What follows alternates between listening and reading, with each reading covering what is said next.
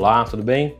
Eu sou o Thales Gayan, sou historiador e queria conversar hoje com vocês um pouco sobre o contexto da proclamação da República, né, aqui no Vale do Paraíba Paulista, especificamente em Pindamonhangaba, e como que esse fato que é tão relevante, né, para a história brasileira, como que ele vai repercutir em Pindamonhangaba, nas páginas da Tribuna do Norte, o contexto em que isso se deu, né? Então, a gente tem o contexto aí dos anos 1880, né? Vamos pegar essa década final da monarquia no Brasil e que coincide, importantemente, com a abolição da escravidão, que é em 1888, né? Era o ano anterior.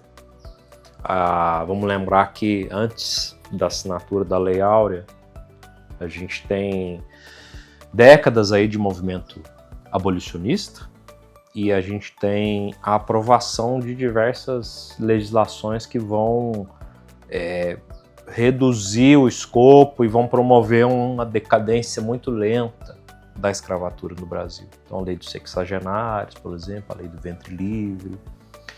E então, quando ocorre a abolição, já havia uma redução nesse contingente da população escravizada. A gente tem que pensar o contexto específico, geográfico do Vale do Paraíba, por ser ainda na época um carro-chefe da economia brasileira. As exportações de café representavam aí cerca de 60% das exportações brasileiras, então era ainda um produto fundamental, era o chamado ciclo do café ainda, né? A gente tem, nesses anos, também nessa mesma década, e crises de preço do café, então, por conta de vários fatores aí do mercado internacional. Então você tem ainda uma lenta redução de preços, mas que ainda não vai deixar de ser um grande negócio para o país, um negócio muito rentável, que fez muitas fortunas que nessa época já eram muito consolidadas, né?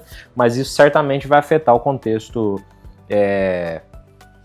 pindense, sobretudo. Pinto tem uma produção muito expressiva de café, então esse contexto da crise e do fim da escravatura, junto com essa crise ainda moderada dos preços do café, vai gerar uma série de atritos entre aquele que era o maior suporte, a monarquia, né, e justamente a coroa. Então, os produtores, os proprietários de fazendas, os fazendeiros de café do Vale do Paraíba vão entrar em atrito, um desgaste cada vez maior com a coroa e vão se tornar republicanos de ocasião. Alguns, nos dois grandes partidos que existiam na monarquia, né? Depois no finzinho ali da monarquia a gente tem a fundação do Partido Republicano, mas a gente tem o Partido Liberal e Conservador, que, embora o nome não sugira isso, vai ter uma diferença às vezes tão grande nas posturas, nas ações entre um e o outro, né? Porque a gente vai ter, por exemplo, essa oligarquia cafeira presente nesses dois partidos. Com a abolição da escravidão, muitos desses políticos dos dois partidos vão muitas vezes advogar em defesa de candidatos que são republicanos, vão começar a tecer críticas abertas à monarquia. Esse é o caso que vai ocorrer na Tribuna, né? Tribuna ainda ali nos tempos da Lei Áurea, um pouco depois, vão haver essas críticas no sentido de dizer que a monarquia ia mal, havia um processo de decaimento, uma certa descrença, né? E no contexto do governo propriamente, né, do Estado brasileiro, o último gabinete de ministros que vai tomar posse em 1889 vai ser o gabinete Ouro Preto, né? Então o chefe do gabinete de ministros vai ser o Visconde de Ouro Preto, que é o Afonso Celso de Assis Figueiredo, do Partido Liberal, inclusive.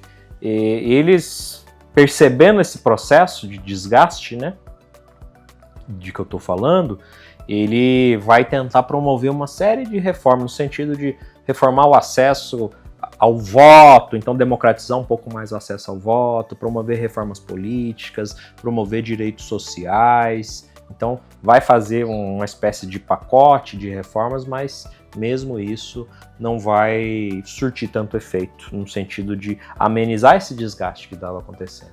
E uma outra coisa importante para a gente considerar em relação a isso, é que a gente pode falar a mesma coisa da independência do Brasil, talvez, mas a proclamação da República no Brasil, ela não é um processo de profunda transformação social, porque você tem, dizendo de forma resumida, uma dança das cadeiras entre as classes dominantes, só grupos diferentes, né? Então, esses militares que professavam aí a ideologia positivista, então tinham ideias republicanas, mas que eram basicamente daquele círculo, né, de poderosos ali no Rio de Janeiro, que então era a nossa capital.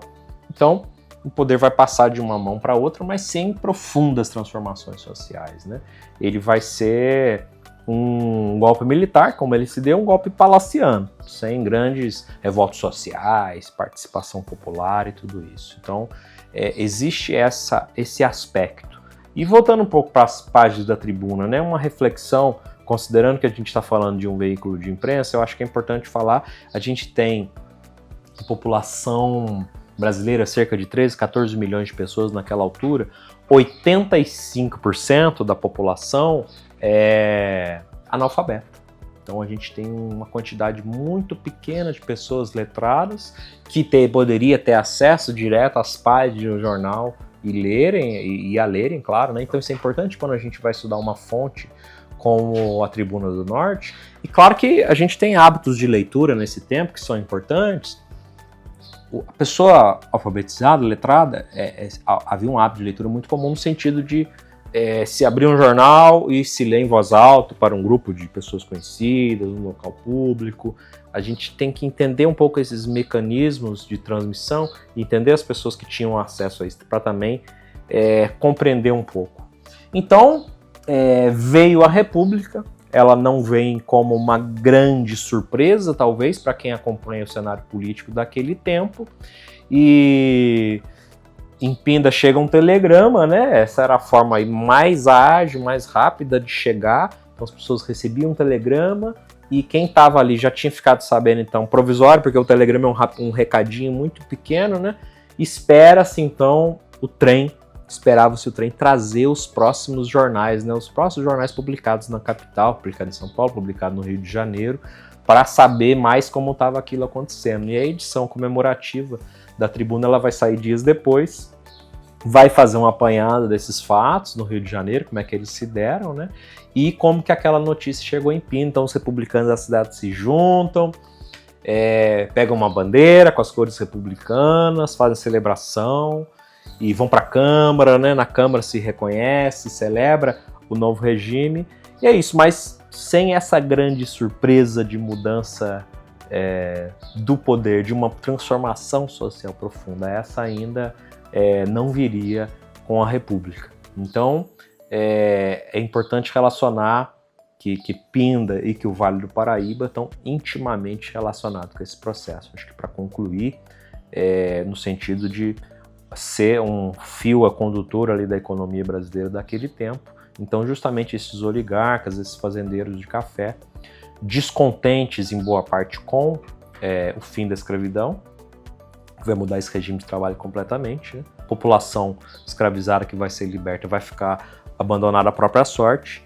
não há nenhum tipo de compensação, de concessão de terra, de bens, nenhuma reparação feita nesse contexto. E acredite se quiser, quem queria reparação, né, nesse tempo e que ficou descontente por não receber foram justamente os fazendeiros de café, que queriam indenização pela libertação das pessoas escravizadas. Então, esse é um pouco o contexto, e hoje estamos aí 130 e poucos anos da República, e esse é mais um capítulo para vocês. Agradeço a atenção e um abraço.